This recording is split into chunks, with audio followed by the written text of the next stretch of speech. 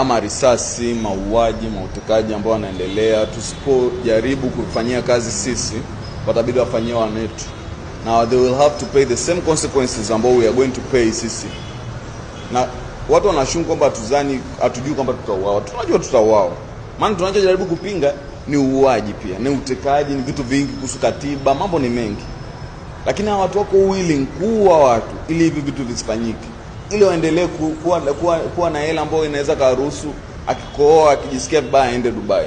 It's just akia Mungu, vitu vinakera. Afu pia kuhusu Simba na Yanga wakuu. Hao watu hawajatoa hata barua ya pole. Lakini still bado mnanunua majezi, bado mnaenda kwenye mamechi bao, bado mnaenda barua ya pole tu. Wao wakipitia shida za kifedha wanatuchangisha na mnachangisha, mnajaza kikapu. Tarehe 29. Okay, kwa nini wasitoe hata open letter tu waseme kwamba kwa sababu ya fujo, zite fujo sawa za tarehe 29, pole kwa familia zilizopoteza watu.